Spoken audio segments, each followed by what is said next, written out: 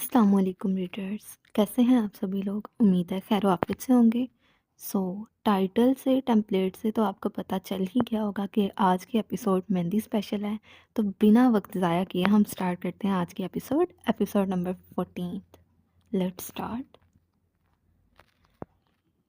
Raima bed پر اپنا سر تھامے بیٹھی تھی، آنسو قطرہ قطرہ کرتے اس کی کان سی نیلی آنکھوں سے زمین پر گرتے بے مول ہوتے چلے جا رہے تھے۔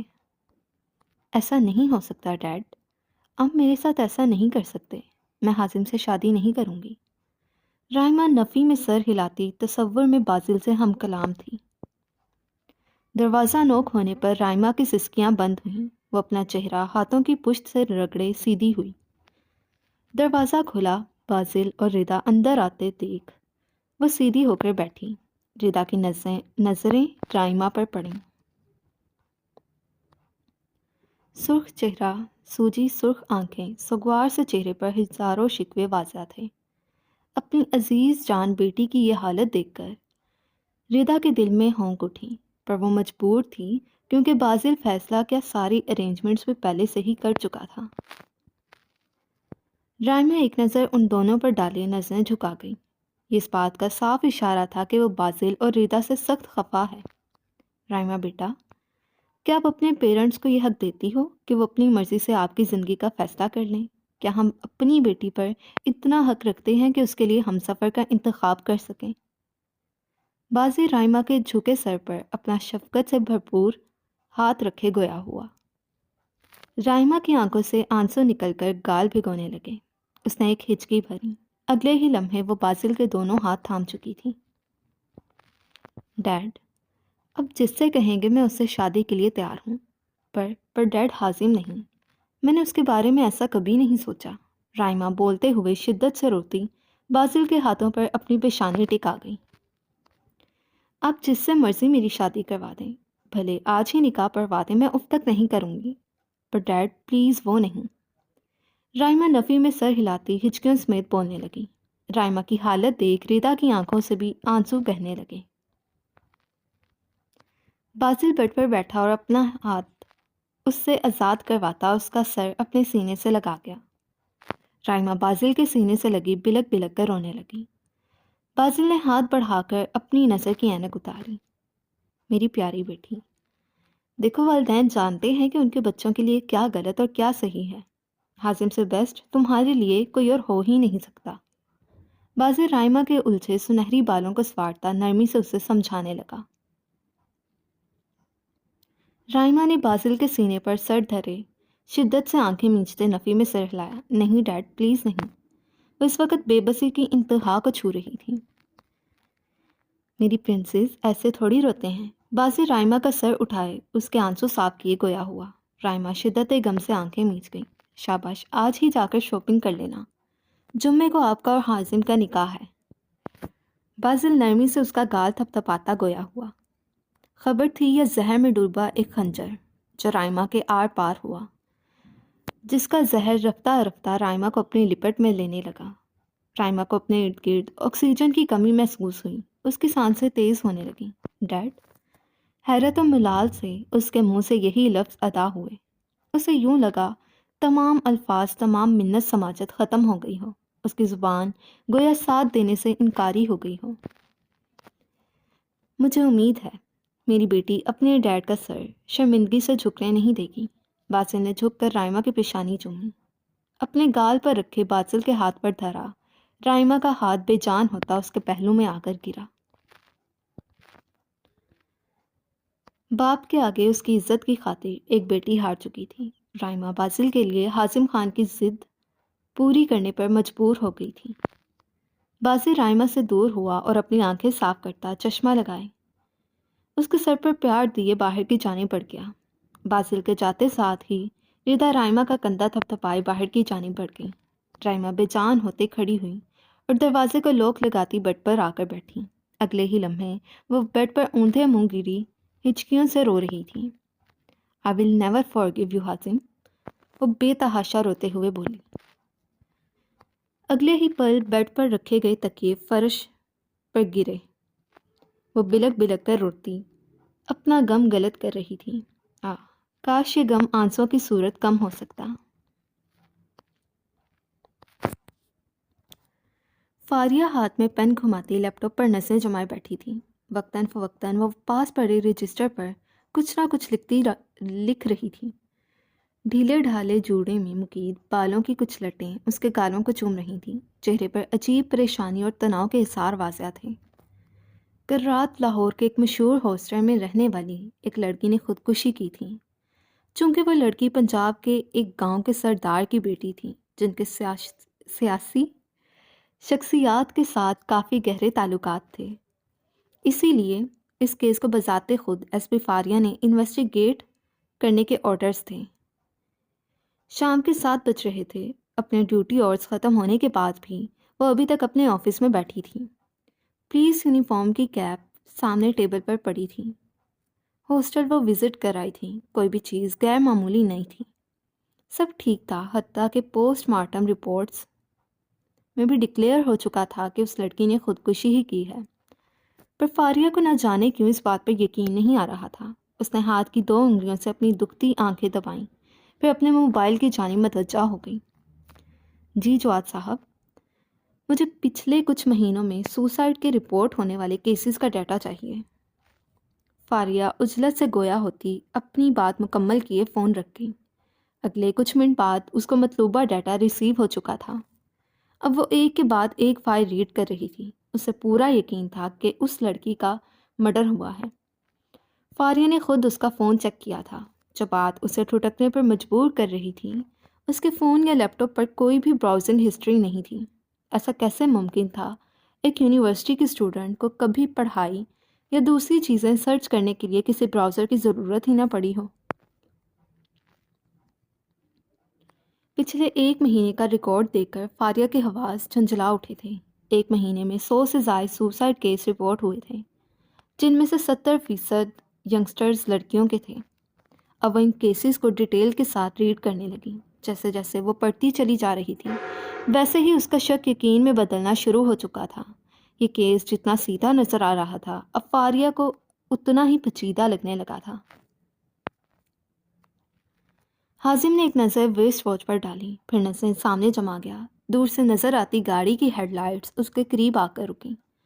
کالے رنگ کی مرسڈیز کا دروازہ کھولے شاذل باہر نکلا اور نیلی آنکھوں میں پریشانی لیے اس کی جانب بڑھنا چاہا۔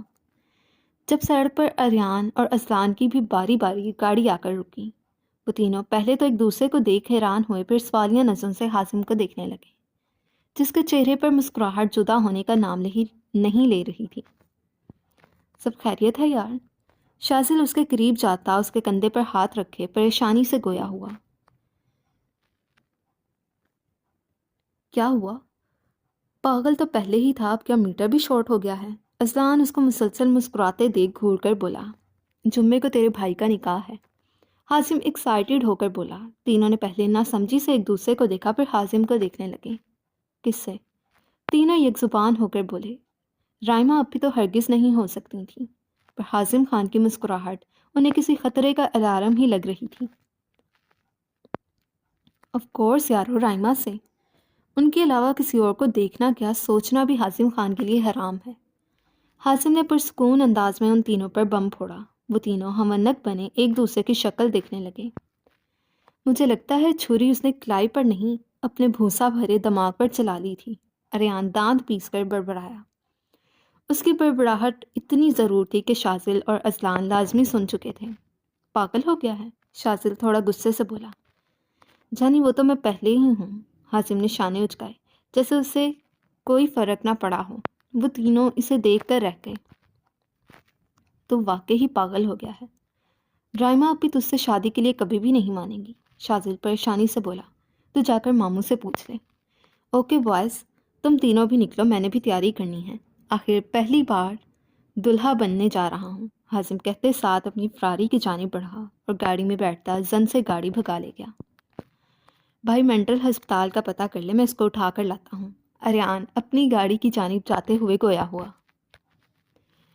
رک، میں ڈیڈ کو کال کرتا ہوں، شاذل نے کہا اور اریان بھی سر اس بات میں ہلائے ویٹ کرنے لگا۔ پر جب باسل نے شادی کی کنفرمیشن دے دی تو وہ تینوں افراتفری میں اپنی اپنی گاڑیوں کی جانب بھاگے، یعنی کل مہندی تھی اور انہیں آج ہی ساری تیاریاں مکمل کرنی تھیں۔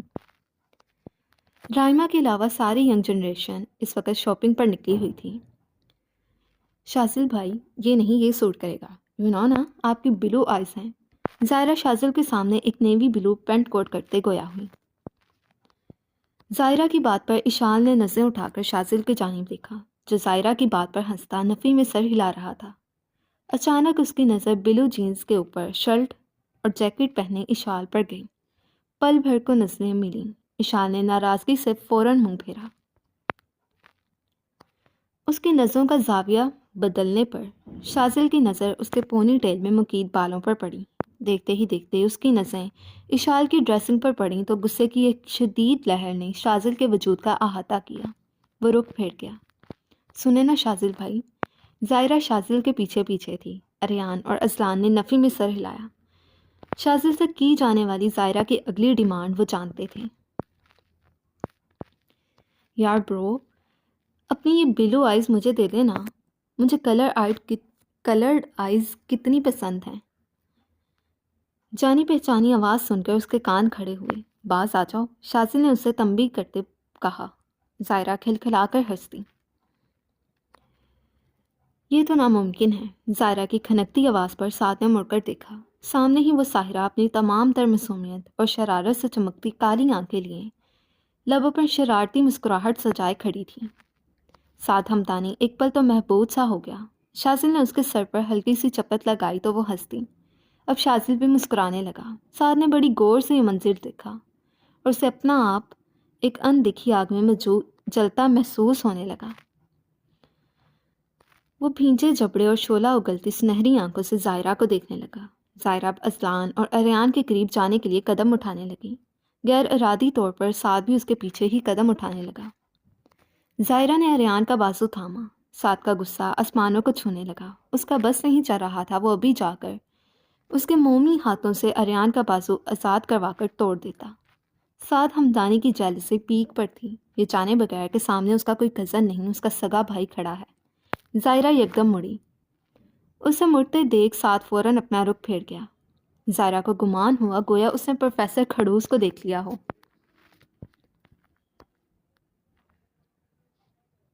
Zaira come to your senses. ہر جگہ تمہیں وہی کیوں نظر آ رہا ہے؟ مانا بہت ہینڈسم ہے، پرسنالٹی بھی بہت چارمنگ ہے، تو اس کا مطلب یہ تو نہیں کہ زائرہ ملک تم اس پر دل ہار بیٹھو۔ زائرہ نے خود کو ڈپٹا۔ وہ ایک بار پھر مڑی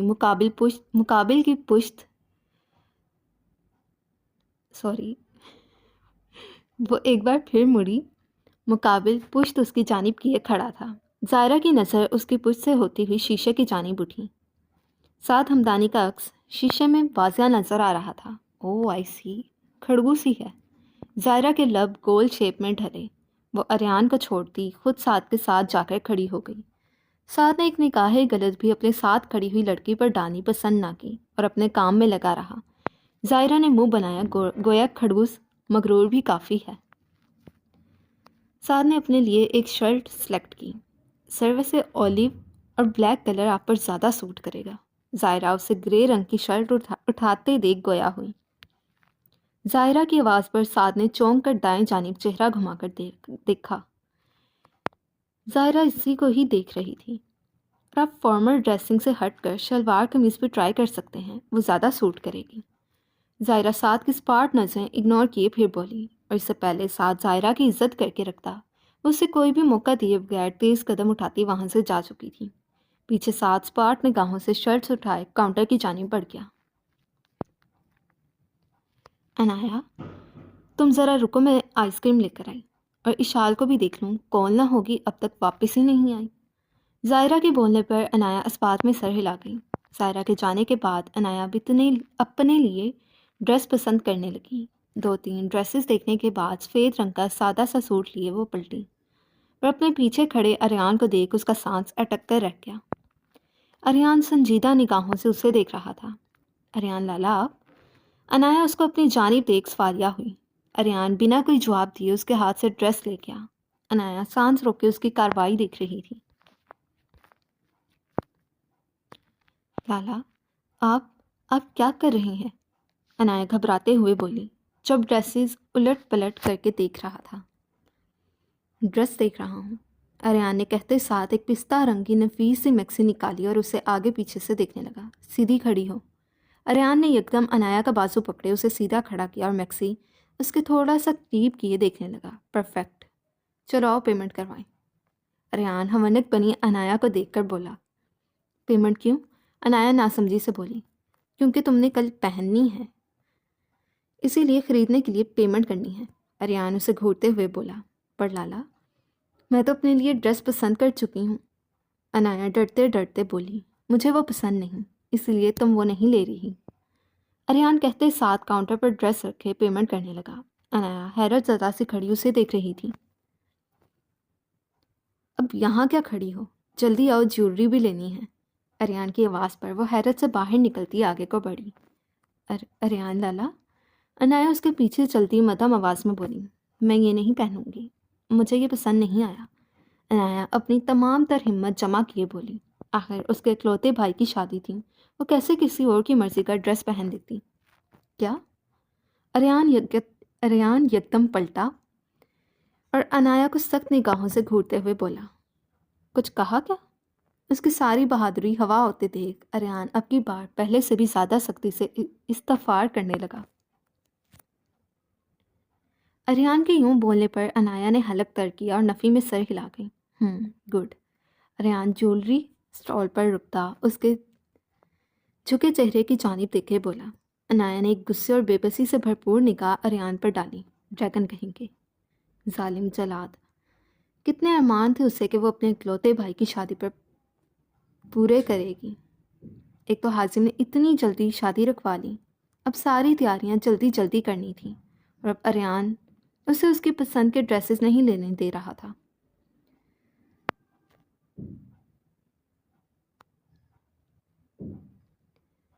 اب اریان ابھی کچھ دیر پہلے لی گئی میکسی کے ساتھ کی میچنگ جیولری لے رہا تھا۔ ڈائناسور۔ انایا اریان کی چوری پشت دیکھ کر کلس کر بڑبڑائی۔ بولتے نہیں منہ سے آگ اگلتے ہیں، دیکھتے ایسے ہیں جیسے ابھی کھا جائیں گے۔ انایا بے بسی سے سوچ کر رہ گئی، آخر اس کے سامنے بولنے کی ہمت بھی تو نہ تھی۔ رائما، بیٹا آپ ابھی تک ایسے ہی بیٹھی ہو؟ ریدا رائما کے کمرے میں داخل ہوتے اسے دیکھ کر بولی۔ رائما ریدا کے پکارنے کے باوجود اپنی سابقہ پوزیشن میں بیٹھی تھی۔ ساری رات اس کی آنکھوں میں کٹی تھی۔ ابھی وہ گھٹنوں کے گرد بازو جمائے کسی غیر مرئی نقطے کو دیکھ رہی تھی۔ سوجی لال آنکھیں اس بات کی گواہ تھیں کہ وہ رات بھر روتی رہی ہے۔ ریدا نے اب ہاتھ میں پکڑا ڈریس بیڈ پر رکھا اور وہ جیولری بیڈ پر رکھنے لگی۔ ریدا نے سائڈ ٹیبل کی جانب دیکھا جہاں اس کا ناشتہ چونکا تو پڑا تھا۔ اس نے اب تک کسی چیز کو ہاتھ تک نہیں لگایا تھا۔ حازم ابھی دے کر گیا ہے، جیولری دیکھ لو، یہ پہنو گی یا فریش فلاورز کی پہنو گی؟ اگر وہ پہننی ہے تو حازم کہہ رہا تھا وہ رسم کے وقت ہی پہننا۔ ریدا ساکت بیٹھی رائما کو دیکھ کر پھر گویا ہوئی۔ ریدا کے یوں بولنے پر رائما کی آنکھوں میں پانی بھرنے لگا۔ اگلے ہی لمحے اس کی آنکھیں چھلکنے کے لیے تیار تھیں۔ کیا وہ اتنی غیر ضروری تھی کہ سب اس کی حازم کے لیے پسندیدگی اور شادی سے انکار سننے کے بعد بھی اس کا زبردستی نکاح کروانے پر بازد تھے؟ کیا اس کی دلی رضامندی کی کوئی اہمیت نہ تھی؟ کیا حازم کے ساتھ اس نے نہیں کسی اور نے زندگی گزارنی تھی؟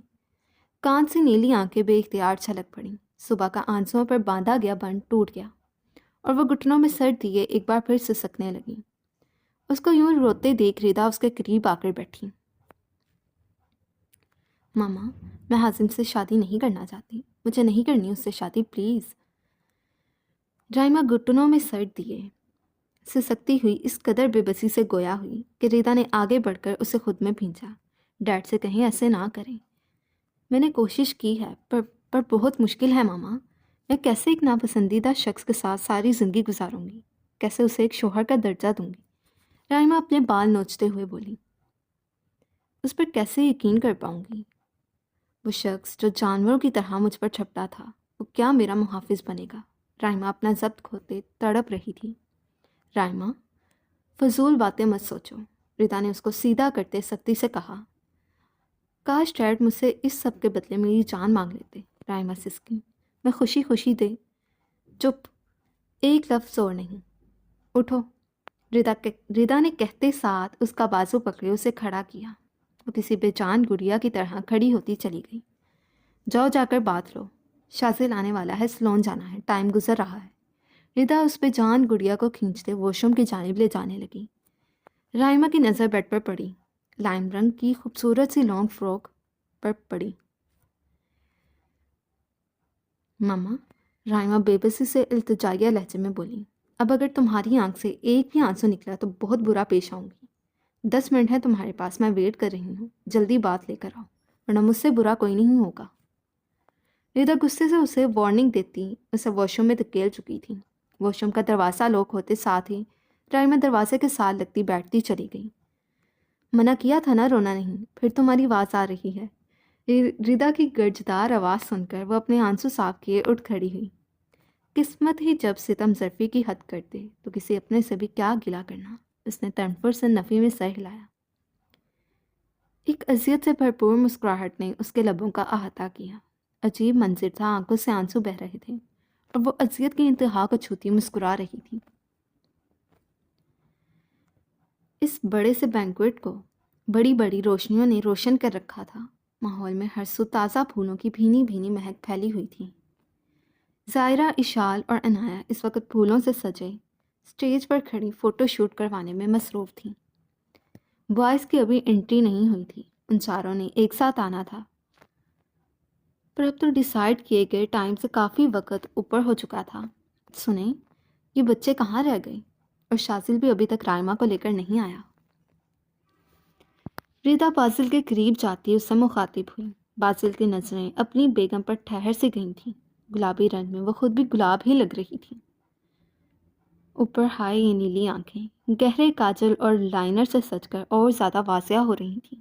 ایک وقت تھا جب بازل کی وجہ سے ان حسین آنکھوں سے کتنے آنسو بہے تھے۔ بازل سوچ کر غمزدہ سا مسکرایا۔ کاش وہ کبھی بھی اپنی دیوانی کو اتنا دکھ نہ دیتا۔ وقت تو گزر گیا تھا بازل کی اتنی محبت پر۔ ردا بھی اب تو سب کچھ بھول چکی تھی اور بازل کے دل سے یہ کسر کوئی نہیں مٹا سکتا تھا۔ وہ چاہ کر بھی ردا کے ساتھ اپنا اختیار کیا گیا رویہ اب تک نہیں بھلا پایا تھا۔ اس نے اپنی زندگی کے کتنے حسین وقت کو نفرت میں رول کر رکھ دیا تھا۔ میں آپ سے کیا کہہ رہی ہوں اور آپ کوئی جواب ہی نہیں دے رہے۔ ردا غصے سے بولتی اس کا بازو پکڑے ہلا گئی۔ بازل چونک کر خیالوں سے واپس لوٹا۔ بازل نے پیار بھری نگاہ اس پر ڈالی۔ اگلے ہی لمحے وہ سب کی موجودگی کی پرواہ کیے بغیر جھکا اور ردا کی پیشانی پر لب رکھ گیا۔ تصویر کھینچنے کی آواز پر بازل اور ردا دونوں چونک کر سامنے دیکھنے لگے، جہاں فوٹوگرافر ہاتھ میں کیمرہ پکڑے ان کی تصویر بنا چکا تھا۔ Nice pose. فوٹوگرافر اب تصویر دیکھتے بولتا ہوا بازل کی جانب کیمرہ کیے اسے تصویر دکھانے لگا۔ اس کے یوں کہنے پر ردا بلش کرتی وہاں سے بھاگنے کے چکروں میں تھی جب بازل کا ہاتھ اس کی کمر میں حائل ہوا۔ تھوڑا بہت فوٹو شوٹ تو ہمارا بھی ہونا چاہیے، کہتے ساتھ کیمرہ مین کو ہدایت دینے لگا۔ میں آپ سے کہہ رہی ہوں بچوں کا پتہ کریں اور آپ؟ شرم سے سرخ پڑتے ردا سے الفاظ ادا کرنے مشکل ہو رہے تھے۔ میں تو کہتا ہوں بچوں کو چھوڑتے ہیں اور ایک بار پھر اپنی مہندی کر لیتے ہیں، کیا خیال ہے؟ میں نے پہلے انجوائے نہیں کیا تھا، اب کروں گا۔ بازل ردا کا چہرہ اپنے چہرے کے قریب کرتا اس کی آنکھوں میں دیکھ شرارت سے گویا ہوا۔ توبہ ہے، آپ بھی نا؟ ردا اس سے دور ہوتی ہوئی بولی۔ میم سر کے ساتھ کھڑی ہوں، کیمرہ مین ایک بار پھر بولا۔ ردا نے اسے گھورا۔ کپل ہم نہیں ہیں، جب آئے گا تو ان کی بنائیے گا، ردا دانت پیس کر کہتی وہاں سے بھاگی تھی، گویا بازل پھر اسے تنگ نہ کرنے لگ جائے۔ اس کے جاتے ساتھ ہی بازل اپنی مسکراہٹ دباتا فون نکالے 4 نکموں کا پتہ کرنے لگا جو ابھی تک نہیں پہنچے تھے۔ جی ڈیڈ، بس ہم آ رہے ہیں، شازل نے کہتے ساتھ جلدی سے فون کاٹا اور اریان اور اذلان کو دیکھنے لگا۔ فون پہ فون آ رہے ہیں اور یہ کمینہ ابھی تک آپی کو لے کر نہیں آیا، شازل کڑ کر بولا۔ سب کو یہی معلوم تھا کہ شازل رائما کو سلون سے پک کرنے گیا ہے، جبکہ یہاں وہ سائیکو خان ان تینوں کو انتظار کرنے کا کہہ کر رائما کو سلون سے پک کرنے گیا ہوا تھا اور اب تک واپس نہیں آیا تھا۔ یہاں بینکویٹ سے کچھ دور وہ تینوں کھڑے اب اس پاگل کا پاگلوں کی طرح انتظار کر رہے تھے۔ شازل نے فون نکالا اور حازم کا کال ملانے لگا۔ مصروف کا اب نمبر ہی بن جا رہا ہے۔ انتہائی کوئی بے صبرا انسان ہے، انہیں سے ایک دن بھی صبر نہیں ہو سکا۔ پہنچ گیا اپنی دلہن کو دیکھنے۔ شازل غصے سے بولا۔ اذلان اور اریان کا بے ساختہ ہی کہا ابھرا۔ تم لوگ ہنس لو اب، یہاں ڈیڈ اور حارث انکل نے ہوا میری نکالی ہوئی ہے کہ دلہا دلہن دونوں ہی نہیں پہنچے، ہال کا ٹائم گزر رہا ہے۔ شازل بھی مسکراتا نفی میں سر ہلائے بولا۔ مجھے تو لگتا ہے سائیکل ڈرائیو کرتے ہوئے ٹریفک جام کی دعا کر رہا ہوگا۔ اریان ہنسی روکتے ہوئے سرخ چہرے سے بولا۔ اس کے بولنے پر ایک بار پھر سب کا کہا گونجا۔ ہاں، دوستی میں تو سب کچھ ہی چلتا ہے۔ جیسے اب وہ تینوں سردی کی اس دھند بھری شام میں سردی کو برداشت کرتے باہر کھڑے اپنے دوست کا انتظار کر رہے تھے۔ چونکہ ان کا پلان ہیوی بائکس پر انٹری مارنے کا تھا، تو اس وقت وہ تینوں ہیوی بائکس کے قریب کھڑے تھے، جبکہ رائما کو سلون سے لانے کے لیے شازل کی لائی گئی گاڑی حازم لے جا کر اپنے دوستوں کو ٹھنڈ میں مار رہا تھا۔ اب وہ تینوں کسی فلم یا ناول کے ہیرو تو تھے نہیں کہ انہیں ٹھنڈ کچھ نہ کہتی۔ حازم گاڑی میں بیٹھا اسٹیئرنگ پر انگلیاں دھرے رائما کے آنے کا ویٹ کر رہا تھا۔ اسے یہاں کھڑے 20 منٹ سے اوپر کا ٹائم ہو چکا تھا۔ فون کی بھی چارجنگ ڈیڈ تھی۔ اسے پورا یقین تھا اب تک وہ تینوں اسے اچھی خاصی گالیوں سے نواز چکے ہوں گے۔ اس نے ایک بےتاب سی نظر سیلون کے ڈور پر ڈالی۔ اگلے ہی لمحے دروازہ کھلا۔ حازم جو سر گھمائے حازم جو سر گھمائے نظر سڑک کی جانب کر گیا تھا، سیکنڈ سے بھی کم وقت میں سیلون کے ڈور کی جانب دیکھنے لگا۔ مومی نازک سے ہاتھ پر مہرون رنگ کی نیل پینٹ لگی کمال کر رہی تھی۔ حازم کو لگا اس کی دھڑکنیں مدھم پڑنے لگی ہیں۔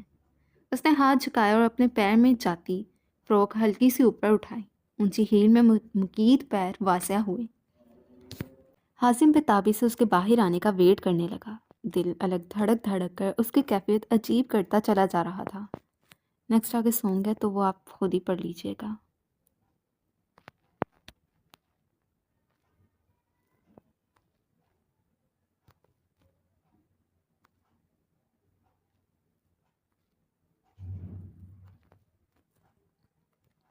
وہ اپنا بھاری کامدار فروک اٹھاتے باہر نکلی۔ نیلی آنکھیں جھکی ہوئی تھیں۔ حازم کو لگا اس کا دل دھڑک دھڑک کر رک ہی جائے گا۔ اس نے بے اختیار دل کے مقام پر ہاتھ رکھے اپنے دل کو سہلایا، گویا بڑھتی سپیڈ پکڑتی دھڑکنوں کو نارمل کرنا چاہا ہو۔ لائم رنگ کی فروک کے ساتھ سر پر دوپٹہ جمائے، گھنے سنہری بالوں کا ہیئر سٹائل بنائے، بندیاں مانگ میں لگائے، وہ حازم خان کو دنیا بھلا چکی تھی۔ وقت جیسے تھم سا گیا تھا۔ میک اپ سے لبریز آنکھیں جھکی ہوئی تھیں۔ حازم نے دعا کی کہ یہ نیلی آنکھیں جھکی ہی رہیں، اٹھیں گی تو نہ جانے کیا قہر ڈھائیں گی۔ حازم یکٹک اسے دیکھ رہا تھا جو بڑے احتیاط سے ہیل کے ساتھ چل رہی تھی۔ کانوں میں پہنے آویزے اس کی حرکت پر حرکت کرتے حازم کے دل کی تاریں ہلا رہے تھے۔ سنہری بالوں کی کچھ لٹیں اس کے گال کو چوم رہی تھیں اور حازم کی نظریں فی الحال اس کے چہرے کا ایک ایک نقش چومتی حازم کی حالت خراب سے خراب تر کرتی جا رہی تھیں۔ حازم گاڑی کا دروازہ کھولے باہر نکلا اور دوسری جانب گیا۔ رائما نے نگاہیں اٹھائیں، وہی ہوا جس کا ڈر تھا۔ نیلی آنکھیں حازم خان کو اپنے سحر میں جکڑ چکی تھیں۔ اسے ایک بار پھر نئے سرے سے ان نیلی آنکھوں کا اسیر ہو گیا۔ وہ ٹرانس کیفیت میں کھڑا ہو رائما کو دیکھ رہا تھا، جبکہ اپنے سامنے کھڑے حازم کو دیکھ رائما کی حالت اس سے متضاد تھی۔ وہ اسپاٹ نظروں سے اسے دیکھتی اس کی جانب قدم بڑھانے لگی۔ حازم کی بےتاب نگاہیں وہ دیکھ کر کڑ رہی تھیں۔ اس کا بس نہیں چل رہا تھا وہ سامنے کھڑے شخص کی آنکھیں نوچ کر باہر نکال لے۔ حازم اب بھی بے حس و حرکت کھڑا تھا۔ نیکسٹ سونگ وہ آپ خود ہی پڑھ لیں۔ رائما اس کے قریب آ کر رکی۔ ہیل پہننے کے باوجود بھی وہ اس کے کندھے تک نہیں پہنچ رہی تھی۔ یہاں سے مسنگ ہے، یہ پروف ریڈنگ نہ کرنے کے نقصانات ہوتے ہیں۔ خیر نیکسٹ۔ تم یہاں کیا کر رہے ہو؟ شازل کہاں ہے؟ رائما کا لہجہ ہر جذبات سے عاری تھا۔ ایک کاٹ تھی جو اس کے لہجے میں محسوس ہو رہی تھی۔ اس کے زہر خون لہجے کو محسوس کر کے حازم ہوش میں آیا۔ وہ جانتا تھا ایسا ہی کچھ ہوگا، پر وہ اپنے پاگل دل کا کیا کرتا جو سامنے کھڑی نازک گڑیا کو دیکھتے ساتھ ہی پاگل سا ہو جاتا تھا، اور حازم خان بےتاب ہونے سے خود کو روک نہیں پاتا تھا۔ شاذل کی جگہ میں آیا ہوں، چلیں دیر ہو رہی ہے۔ حازم اس کو کچھ بھی کہے کا موقع دیے بغیر فرنٹ سیٹ کا دروازہ کھول گیا۔ میں تمہارے ساتھ کہیں نہیں جاؤں گی۔ وہی اجنبی اسپاٹ لہجہ اس کی سماعتوں سے ٹکرایا۔ کیوں؟ حازم پیچھے مڑتا نرمی سے سوالیہ ہوا۔ تم پر، تمہاری ذات پر مجھے رتی برابر بھی اعتبار نہیں ہے۔ تم کچھ بھی کر سکتے ہو۔ مجھے ہوس اور محبت کا فرق سمجھانے تم میری عزت پر بھی ہاتھ ڈال سکتے ہو۔ رائمہ غصہ ضبط کرتے پھنکاری۔ رائمہ کے الفاظ لوٹانے پر حازم کے اندر چھن سے کچھ ٹوٹا، جس کی تکلیف اسے اپنے پورے وجود میں پھیلتی محسوس ہوئی۔ ہاں، وہ اس کا دل ہی تو تھا جس کو وہ بہت بے دردی سے ہر بار کی طرح اس بار بھی توڑ چکی تھی۔ آپ خود گاڑی میں بیٹھ رہی ہیں یا میں بٹھاؤں؟ حازم کا لہجہ اب بھی نرم تھا۔ شاذل کو فون کرو، جب وہ آ جائے گا تو گاڑی میں بیٹھ جاؤں گی۔ تو میں بھی گاڑی میں بیٹھ جاؤں گی، رائمہ کہتے ساتھ واپس سیلون کی جانب مڑی۔ اگلے ہی لمحے وہ حازم خان کے مضبوط بازوؤں میں تھی۔ اس نے چیخنے کے لیے منہ کھولا ہی تھا جب حازم اس کو چیخنے کا موقع دیے بغیر گاڑی میں بٹھائے ڈور بند کرتا دوسری جانب جاتا۔ ڈرائیونگ سیٹ پر بیٹھ چکا تھا۔ تمہیں سنائی نہیں دیا؟ شاذل کو بلاؤ۔ رائمہ اسے گاڑی سٹارٹ کرتے دیکھ گاڑی کا لوک کھولتے ہوئے چیخنے لگی۔ مجھے نہیں جانا تم جیسے گھٹیا انسان کے ساتھ۔ I said unlock the door۔ Raima کا بس نہیں چل رہا تھا وہ خود زہر کھا لے یا ساتھ بیٹھے اس ٹھیٹ کو کھلا دے۔ ابھی وہ کچھ دور ہی گئے تھے، رائمہ کے مسلسل چیخنے پر حازم نے یکدم گاڑی کو بریک لگایا۔ حازم نے یکدم چیختی ہوئی رائمہ کا بازو اپنی گرفت میں لیتے اس کا رخ اپنی جانب کیا۔ رائمہ کا چہرہ حازم کے چہرے کے بہت قریب تھا۔ حازم کی گرم سانسیں وہ اپنے چہرے پر محسوس کرتے خوفزدہ ہونے لگی تھی۔ حازم اپنی گرے آنکھیں رائمہ کی سرخ نیلی آنکھوں میں گاڑے یکٹک اسے دیکھنے لگا۔ رائمہ یکدم خاموش ہو چکی تھی۔ بہت بولتی ہیں آپ، حازم نرم لہجے میں بولا۔ رائمہ نے اس سے دور ہونا چاہا جب وہ اس کا دوسرا بازو بھی اپنی گرفت میں لے گیا، پر افسوس ایسا ایک بھی لفظ نہیں بولتی جس سے میرے دل کو سکون ملے۔ حازم اس کے لبوں کو تو کبھی آنکھوں کو دیکھتے ہوئے بولا، پھر اپنا چہرہ رائمہ کے بےحد قریب لے گیا۔ رائمہ اپنا سانس روک گئی۔ سو اسی لیے آپ خاموش رہیں۔ حازم اب اپنا چہرہ اور قریب لے کر گیا۔ رائمہ نے مزاحمت بند کی، ورنہ اس کے لب حازم کے لبوں سے مس ہو جاتے، ورنہ مجھے آپ کا منہ بند کرواتے کوئی مسئلہ درپیش نہیں ہوگا۔ اینڈ بلیو می، آپ کو میرا طریقہ بالکل پسند نہیں آئے گا۔ حازم اس کے لبوں کو معنی خیز نگاہوں سے تکتے بولا اور دور ہوتا گاڑی سٹارٹ کر گیا۔ اس کے دور ہونے پر رائمہ لمبے لمبے سانس بھرنے لگی۔ رائمہ کی آنکھوں میں بے تحاشا پانی اکٹھا ہو گیا۔ اس نے ڈیش بورڈ سے ٹیشو اٹھائے اپنی آنکھیں صاف کیں۔ رونا بند کریں، حازم تحکم بھرے انداز میں بولا۔ بکواس بند کرو، ڈرتی نہیں ہوں میں تم سے، رائمہ دھاڑی، اور اپنی یہ چیپ باتیں اور حرکتیں میرے ساتھ نہ ہی کرو تو بہتر ہے، ورنہ آنکھیں نوچنے میں 1 منٹ نہیں لگاؤں گی۔ چھوٹے ہو تو چھوٹے بن کر رہو۔ رائمہ اب دھاڑتی حازم کی مسکراہٹ کا سبب بن رہی تھی جسے وہ بڑی مشکل سے ضبط کر کے بیٹھا تھا۔ انٹرسٹنگ، یہ تو اچھی بات ہے آپ کو مجھ سے ڈر نہیں لگتا۔ حازم اپنے ہلکے گلابی ہونٹ گول کیے بولا۔ لیٹس سی، باقی نکاح کے بعد دیکھتے ہیں میری جان کتنی ہمت والی ہیں۔ حازم کچھ اس انداز سے بولا کہ رائمہ کا دل سکڑ کر رہ گیا۔ کچھ بھی بولے بغیر ہی اپنا رخ کھڑکی کی جانب کر گئی۔ حازم کی کار ان تینوں کے قریب جا کر رکی تو تینوں نے سکھ کا سانس لیا۔ حازم باہر نکلا اور گاڑی کی چابی شاذل کی جانب اچھال گیا۔ یا خدا شکر، آج کی صدی میں یہ پہنچ گیا۔ شاذل نے دونوں ہاتھ اوپر کی جانب اٹھائے آواز بولا، السلام علیکم آپی۔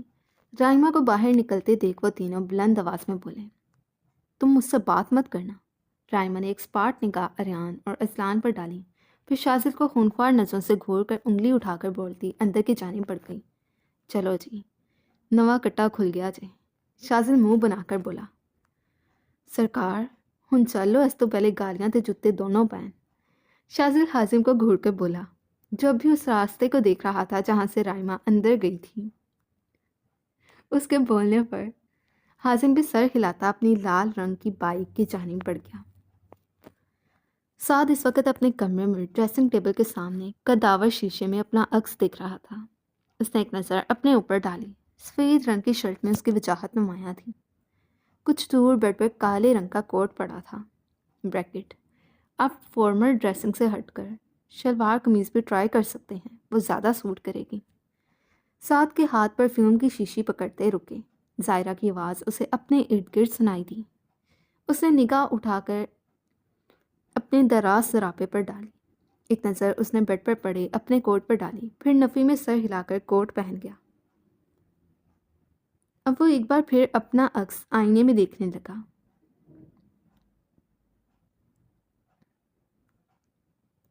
اگلے ہی پل وہ ڈریسنگ روم میں گم ہوتا چلا گیا۔ تقریباً 5 سے 7 منٹ کے وقفے کے بعد وہ ڈریسنگ روم سے برآمد ہوا۔ کالی شلوار کے اوپر پہنی گئی کالی قمیض کے گریبان اور کف کے بٹن کھلے تھے۔ اس بار ہاتھ میں کوٹ کی بجائے کریم رنگ کی مردانہ شال موجود تھی۔ اس نے مردانہ شال صوفے پر رکھی اور خود آئینے کے سامنے کھڑا ہوتا اپنے گریبان کے بٹن بند کرنے لگا۔ اب وہ اپنے کف فولڈ کرتا خود کو دیکھ رہا تھا۔ نوٹ بیڈ، اتنی بری بھی نہیں لگ رہی۔ سعد پرفیوم خود پر سپرے کرتے مسکرایا۔ اس وقت یہ بات وہ نظر انداز کر گیا تھا کہ جس لڑکی کو وہ بدلے کی آگ میں جھلسانا چاہتا تھا، رفتہ رفتہ وہ خود اس لڑکی کے عشق میں مبتلا ہوتا خود کو آگ کے قریب کرتا چلا جا رہا تھا۔ سعد نے شال اٹھائی اور اپنے گلے میں ڈال گیا۔ اب اپنا تفصیلی جائزہ لے رہا تھا۔ آج سے پہلے اس نے تیار ہونے میں بمشکل 15 منٹ لگائے ہوں گے، اور آج تو وہ پچھلے آدھے گھنٹے سے تیار ہو رہا تھا۔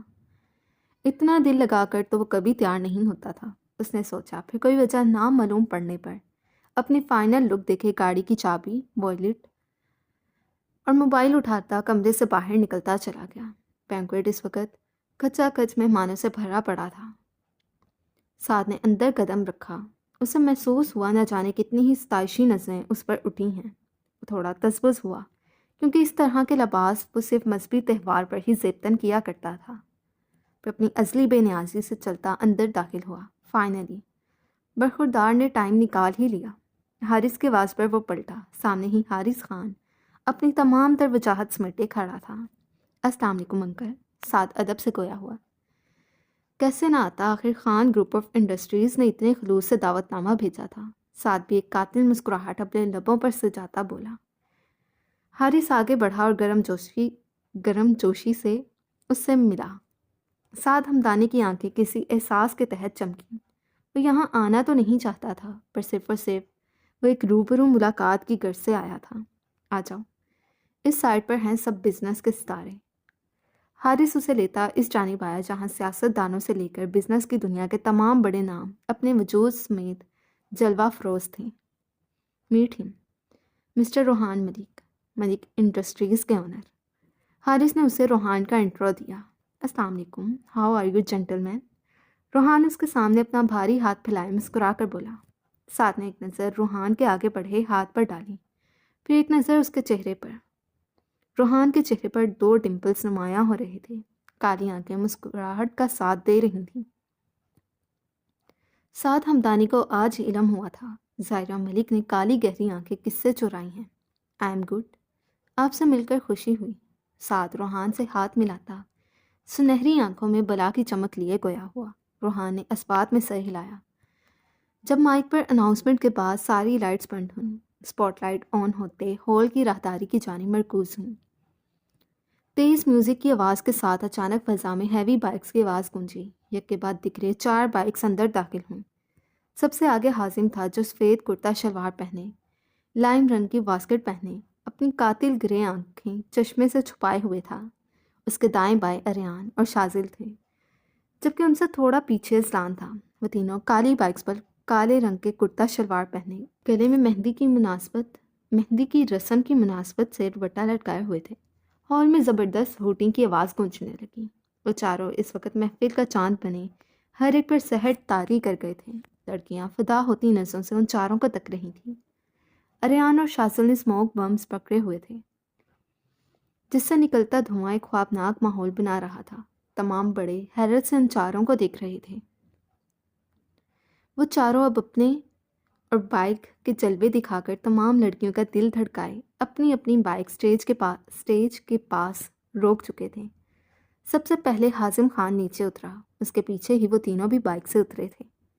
ایک بار پھر ہال میں تالیوں، سیٹیوں اور ہوٹنگ کا شور گونج اٹھا۔ اللہ، زبان کا کچھ ہو رہا ہے۔ خیر، سوری، آگے چلتے ہیں۔ حازم اسٹیج پر جاتا حارث سے ملا، اس کے پیچھے ہی وہ تینوں بھی اسٹیج پر پہنچے۔ تو اس لیے دیر ہوئی تھی، باسل ان چاروں کو گھور کر بولا تو وہ بالوں میں ہاتھ پھیرے کھسیانے ہو کر ہنس دیے۔ یہ کیا تماشا لگایا ہے، ذرا ایکسپلین کریں گے؟ اب کی بار علی آگے ہوا تھا۔ ڈیڈ دھیرج رکھیے، ابھی اور تماشے بھی دیکھنے کو ملیں گے، سو اپنا بی پی ابھی سے ہائی نہ کریں۔ اذلان علی کے گرد بازو ڈالتا بولا، موم کو دیکھیں، دن بہ دن پیاری ہوتی جا رہی ہیں۔ اذلان نے تھوڑی دور کھڑی سائرہ کی طرف اشارہ کیا، جو اذلان کی طرح ہی شرارتی مسکراہٹ سے مسکرا رہی تھی۔ اور ایک آپ ہیں، بی پی ہائی کر کر کے جلتے ہی جا رہے ہیں۔ بظاہر وہ مسکرا رہا تھا، پر اندر ہی اندر وہ اپنے باپ کو جلانے کا بخوبی انتظام کر رہا تھا۔ باقی سب اپنی مسکراہٹ جب ضبط کیے دبی دبی ہنسی ہنس رہے تھے۔ بیٹا جی، یہیں جوتی کھا کر عزت کا جنازہ نکلوانے کا پروگرام ہے؟ جو اتنی حسیناؤں کے سامنے اچھی خاصی امیج بنی ہے نا، یہیں پر ملیا میٹ ہو جائے گی۔ علی بھی اسی کے انداز میں مسکراتا دانت پیس کر بولا، میری توبہ، میں تو بس مذاق کر رہا تھا۔ اذلان فوراً علی سے دور ہوا۔ حازم کا ایک زوردار کہا گونجا۔ دیکھتے ہی دیکھتے باقی سب بھی ہنسنے لگے تھے۔ اذلان بھی اپنی پیشانی کھجاتا مسکرا دیا۔ ہائے ڈیڈ، یہ ہرا دیو اتنی حسیناؤں کے سامنے نہیں، بس ایک معصوم پری کے سامنے ہی اپنی امیج بنانے کی کوشش کر رہا ہے۔ اذلان مسکان کا تصور کرتے محض سوچ ہی سکا۔ اریان کی بے چین نظریں بڑی بےتابی سے پورے ہال میں گھوم رہی تھیں۔ ابھی تک اسے وہ نازک ڈری سہمی سی چڑیا کہیں نظر نہیں آئی تھی۔ جب کچھ دیر تک عنایا اسے نظر نہ آئی تو وہ غیر محسوس انداز میں سب کو اسٹیج پر چھوڑے ہجوم میں غائب ہوتا چلا گیا۔ عنایا پھولوں کے گجروں کے بعد اب مہندی کی رسم کرنے کے لیے باؤل میں پڑی مہندی نکال کر تھال میں رکھ رہی تھی۔ ہیلو ڈیئر کزن، اپنے قریب سے ابھرتی ایک بھاری مردانہ آواز سن کر وہ اچھلی اور پیچھے مڑ کر دیکھنے لگی۔ اپنے سامنے موجود لمبے چوڑے شخص کو وہ پہچاننے کی کوشش کر رہی تھی۔ آخر یہ اس کا کون سا کزن برآمد ہو گیا تھا؟ کیا ہوا، نہیں پہچانا؟ ولی ایک دل فریب مسکراہٹ کے ساتھ گویا ہوا۔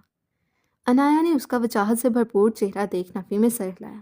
اس کے یوں کرنے پر وہ جی جان سے مسکرا دیا۔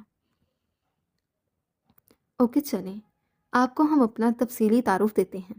ولی ہلکی مسکراہٹ سے بولا، ہائے، آئی ایم ولی شہروز خان۔ اب کی بار اس نے اپنا پورا نام بتایا۔ عنایا کی آنکھیں یکدم کھولیں۔ آپ سردار شہروز خان کے بیٹے ہیں؟ عنایا نے تصدیق چاہی۔ اس کے بچوں کی طرح آنکھیں کھول کر بولنے پر ولی مسکراہٹ ضبط نہ کر سکا اور مسکرانے لگا۔ جی بالکل، آپ کے ابو جان کے کزن شہروز خان کا بیٹا ہوں۔ مقابل عنایا کو دیکھتے ہوئے بولا۔ بابا جانی نے سردار شہروز خان سردار نہیں، وہ آپ کے بھی تو کچھ لگتے ہیں، سو کال ہم انکل اور something else that you like. Anaya کی بات مکمل بھی نہ ہوئی تھی جب ولی بول اٹھا۔ عنایا مسکراتی سر اس بات میں ہلا گئی۔ انکل شہروز اور ان کی فیملی بھی آ رہی ہے، بابا جان نے بتایا نہیں؟ اور آپ کو بھی آج پہلی بار دیکھا ہے، اسی لیے سوری میں پہچان نہیں پائی۔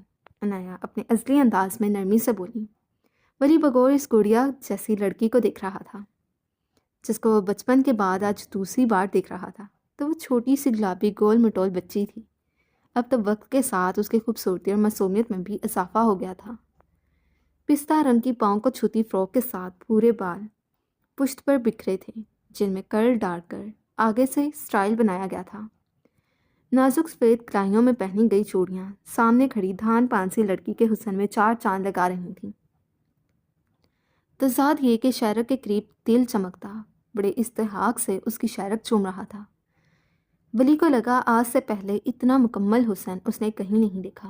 وہ اس پری پیکر سے اپنی نظریں ہٹانے میں ناکام ہو رہا تھا۔ جی ایسا ہی ہے۔ حارث انکل کے انوائٹ کرنے پر ابو نے سوچا اس خوشی کے موقع پر برسوں پرانی ناراضگی اب ختم کر دی جائے۔ حارث انکل کی پہلے پہل کی بدولت آج ہم سب یہاں ہیں۔ ولی اسے اپنے آنے کی وجہ بتانے لگا۔ اچھا لگا آپ سب آئے، عنایا خلوص سے بولی۔ بہت شکریہ۔ ویسے کزن تم یہاں کیا کر رہی تھی؟ ولی بے تکلفی سے بولا۔ ولی لالا بس میں چلتی ہوں، ماما نے بھیجا تھا مہندی لینے، ابھی کچھ دیر تک رسم شروع ہو جائے گی، عنایا نے کہا اور ایک جھٹکے سے پلٹی، مہندی کا تھال اور گجرے اٹھانے لگی۔ اس کے پلٹنے پر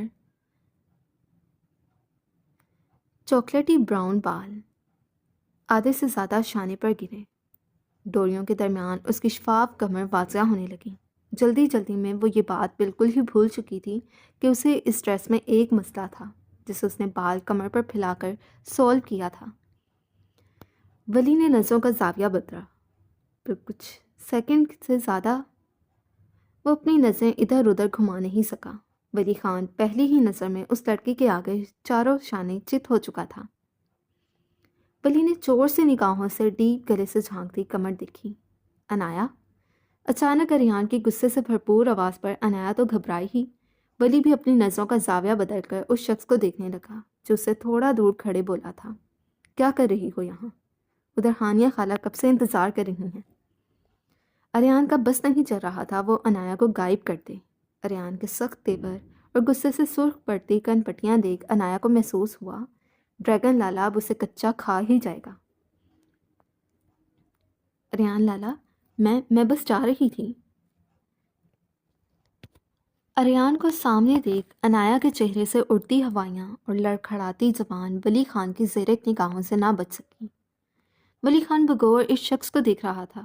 گندمی رنگت پر کالی شلوار قمیض کافی جچ رہی تھی، پر وہ سمجھنے سے قاصر تھا عنایا اس لڑکے سے اتنا گھبرا کیوں گئی ہے۔ اوپر سے اس کا اتنا دھونس بھرا رویہ ولی کو ہزار خدشے پالنے سے روک نہیں پا رہا تھا۔ تو پھر اب تک یہاں کیوں کھڑی ہو؟ اریان سپاٹ لہجے میں بولا۔ عنایا کی جان ہوا ہوئی، جا رہی ہوں لالا، بس ولی لالا مل گئے تھے۔ عنایا نے ولی کی جانب اشارہ کیا۔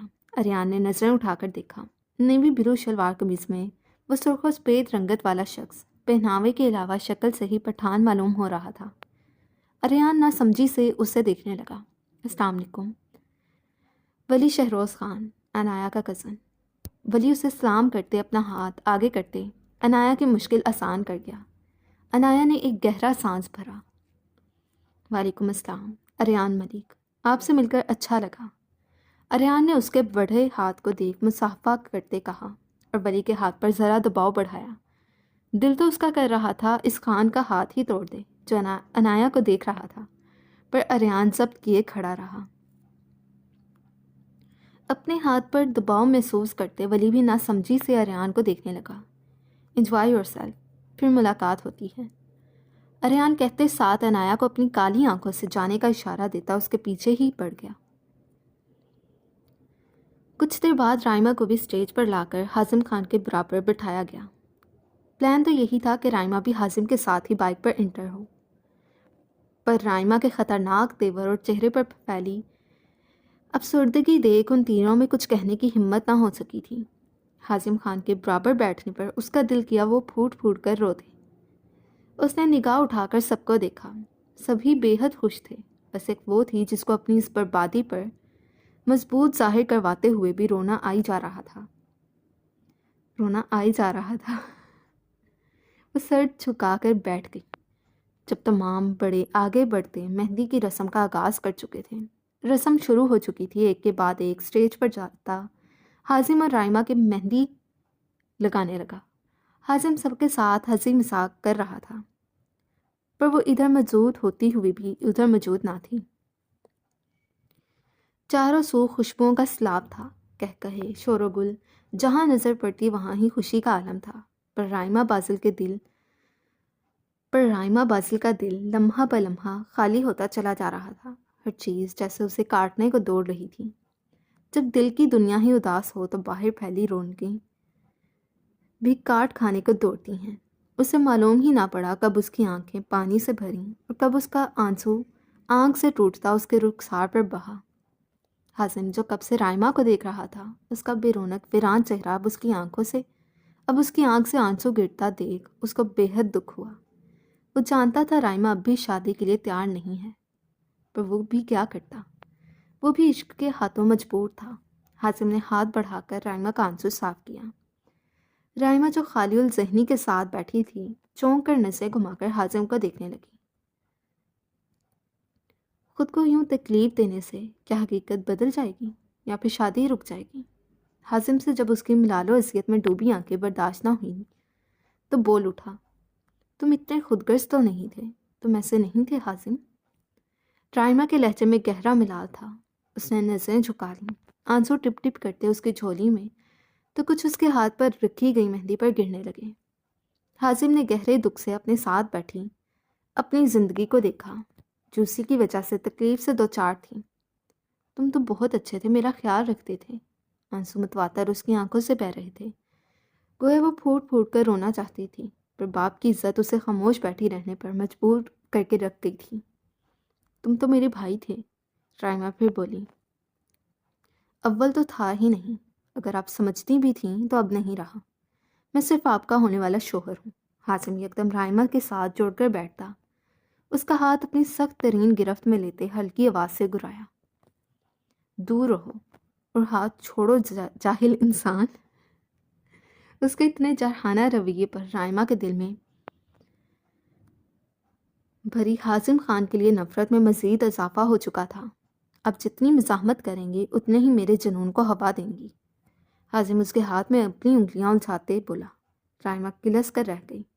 بے بسی سے اس نے اپنے ناخن حازم خان کے ہاتھ کی پشت میں گاڑے۔ حازم گہرا مسکرایا۔ رائمہ کے ناخنوں کا دباؤ اس کے ہاتھ پر بڑھتا چلا جا رہا تھا اور حازم خان کی مسکراہٹ گہری ہوتی چلی جا رہی تھی۔ حازم پر کوئی بھی اثر نہ ہوتے دیکھ رائمہ نے ناخن اس کے ہاتھ کی پشت سے نکالے۔ اس کا ہاتھ اب بھی حازم کی گرفت میں ہی تھا۔ حازم نے ایک نظر رائمہ کی جانب دیکھا جو خونخوار نظروں سے اسے ہی دیکھ رہی تھی۔ حازم اب رائمہ کا ہاتھ چھوڑے اپنے ہاتھ کو دیکھنے لگا جہاں رائمہ کے ناخنوں کے نشان واضح تھے، حتیٰ کہ خون کی ہلکی بوندیں بھی نکل رہی تھیں۔ حازم نے رائمہ کی نگاہوں میں دیکھتے اپنے ہاتھ پر موجود رائمہ کے ناخنوں کے نشان پر اپنے لب رکھ گیا۔ رائمہ تنفر سے رخ پھیر گئی۔ Dead, dead. زائرہ اپنا لہنگا سنبھالے روحان کے قریب جا کر بولی، یار ڈیڈ آپ یہاں ہیں، میں کب سے آپ کو ڈھونڈ رہی ہوں۔ آ جائے نا، فیملی فوٹو لینی ہے۔ اتنی مشکل سے ریان بھائی کو بلایا ہے، پھر وہ اپنے فرینڈس کے ساتھ بیزی۔ زائرہ کی فراٹے مارتی زبان یکدم ساتھ کے پلٹنے پر اسے دیکھ کر رکی۔ ساتھ بھی جہاں تھا وہیں تھم گیا تھا۔ پینک کلر کے نفیس سے لہنگے میں بال کھولے اس کی چھپ ہی نرالی تھی۔ ساتھ سے فیصلہ کرنا مشکل ہوا کہ زائرہ ملک ٹریڈیشنل ڈریس یا پھر ویسٹرن سٹائل ڈریس میں زیادہ حسین لگتی ہے۔ وہ پھر اپنے فرینڈس کے ساتھ بیزی ہو جائیں گے۔ زائرہ نے اپنی نظریں ساتھ سے ہٹاتے بات مکمل کی۔ روحان سر ہلاتا اپنے بزنس سرکل کے لوگوں کو ایکسکیوز کرتا زائرہ کو آنے کا کہے آگے بڑھ گیا، پر زائرہ اب بھی بت بنی سعد کو تک رہی تھی۔ سعد ہمدانی اپنی ازلی بے نیازی سے مضبوط قدم اٹھاتا اس کے قریب آ کر رکا۔ مسحور کن مہک زائرہ کے ارد گرد پھیلی۔ زائرہ کی نظریں سعد کا طواف کرنے لگیں۔ کالی شلوار قمیص میں کف کونیوں تک فولڈ کیے، بالوں کو جل سے سیٹ کیے وہ زائرہ ملک کے دل پر بجلیاں گرا چکا تھا۔ زائرہ کی نظریں بھٹکتی تو بھٹکتی ہی چلی گئیں۔ اب اس کی کالی آنکھیں اس کے گلے کے گرد لپٹی ہوئی کریم رنگ کی چادر اور پھر اس کے انابی لبوں سے ہوتی ہوئی اس کی سنہری آنکھوں پر جا کر ٹھہر گئیں۔ سامنے کھڑا کھڑوس ایک ساحر تھا جس نے زائرہ ملک کو اپنی ذات کے سحر میں جکڑ لیا تھا۔ تمام دلیلیں جو وہ آج تک خود کو دیتی آئی تھی سب غلط ثابت ہوئیں۔ اس ایک لمحے میں ہی اسے احساس ہوا وہ سعد ہمدانی کو صرف تنگ کرنے کے لیے ہی نہیں سوچتی۔ اس کی سوچوں کا تصورات کا مرکز تو اب وہی شخص بن گیا ہے۔ زائرہ ملک کو اس لمحے ادراک ہوا کہ سعد ہمدانی اس کی پوری دنیا بن گیا ہے۔ سعد بھی خاموشی سے زائرہ کی کالی آنکھوں میں دیکھ رہا تھا۔ آج اسے سمجھ آیا تھا آنکھیں صرف بہکانے کا ہی نہیں قتل کرنے کا بھی ہنر رکھتی ہیں۔ اکھیوں کا تصادم اتنا شدید تھا کہ دونوں اپنی اپنی جگہ بت بنے کھڑے تھے۔ زائرہ خود کو ڈبٹتی گلا کھنکارنے لگی۔ سعد بھی اس فسوں کے اس ماحول سے باہر نکلا۔ ویسے مجھے پتا ہوتا کہ آپ میرے کہنے پر اتنی جلدی ڈریسنگ چینج کریں گے تو میں پہلے ہی کہہ دیتی۔ زائرہ انتہا کے شرارتی لہجے میں اس کو دیکھ کر بولی۔ ایک پل تو سعد بھی اس کی گہری نظروں سے سٹپٹا کر رہ گیا۔ مس ظاہرہ، آپ کے کہنے یا نہ کہنے سے میں نے اپنا لائف سٹائل چینج نہیں کرنا۔ کچھ ڈریسنگز موقع کی مناسبت دیکھ کر بھی کی جاتی ہیں، ساتھ خود کو باور کرواتا خشک لہجے میں بولا۔ حالانکہ وہ آج ظاہرہ ملک کو سجا سورا دیکھ یہ کام کرنے سے قاصر تھا ہو نہیں۔ اتنا روڈلی جواب کون دیتا ہے؟ پر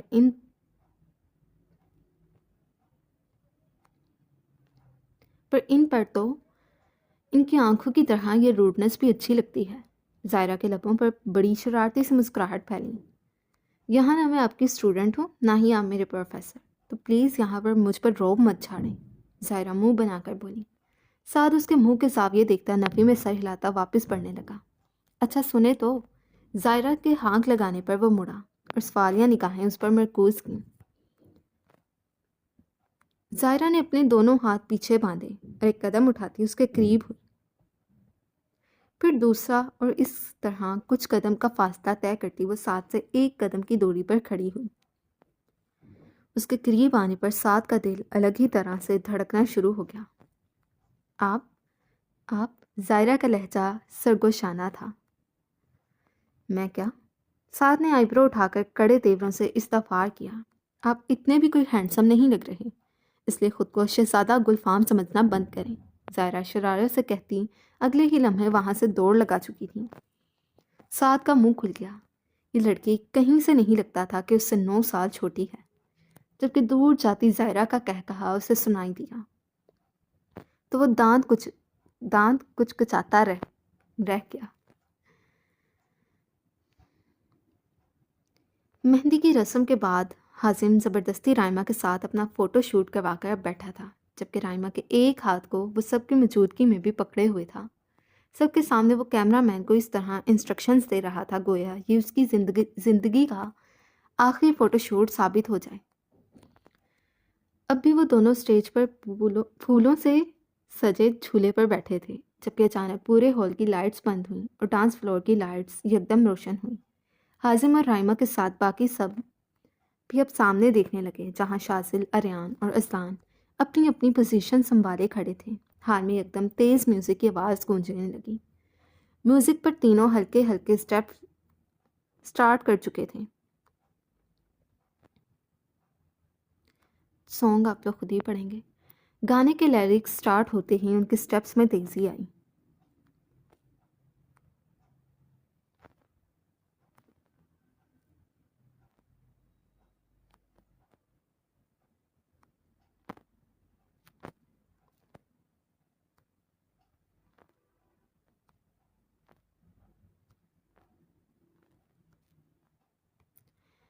وہ تینوں ایک بار پھر پورے مجمع کی توجہ اپنی جانب مبذول کروا چکے تھے۔ ایک جیسی ڈریسنگ کے ساتھ ایک جیسے سٹیپس کرتے وہ ہر کسی سے بے نیاز نظر آ رہے تھے۔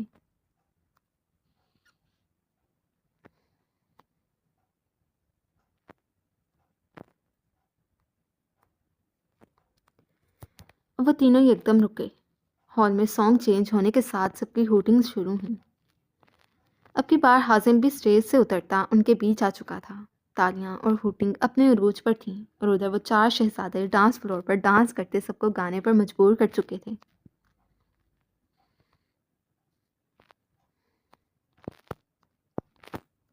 گانا ختم ہوا اور ہوٹنگ شروع ہوئی۔ وہ چاروں پشتو فوکل میوزک پر ٹریڈیشنل ڈانس کرنے لگے تھے۔ اب کی بار انہوں نے آگے بڑھ کر حارث، روحان، علی اور ذیشان کو بھی گھسیٹا تھا۔ حارث نے آگے بڑھ کر سعد کو گول بنے دائرے میں کھینچنا چاہا۔ انکل مجھے نہیں آتا، آپ کریں، سعد دونوں ہاتھ کھڑے کرتا بولا، پر حارث اس کی ایک سنے بغیر اسے بھی گول بنے دائرے میں کھینچ چکا تھا۔ ظاہرہ بڑے غور سے سعد کو دیکھنے لگی، جو کچھ ہی منٹ بعد ان سب جیسے سٹیپس کرنے لگا تھا، سعد کے گھوم کر ہاتھ اوپر لے جانے اور پھر گھوم کر ہاتھ ہلکے سے نیچے لے جاتے اس کے جل سے سیٹ کیے گئے بال اس کی پیشانی پر بکھر چکے تھے۔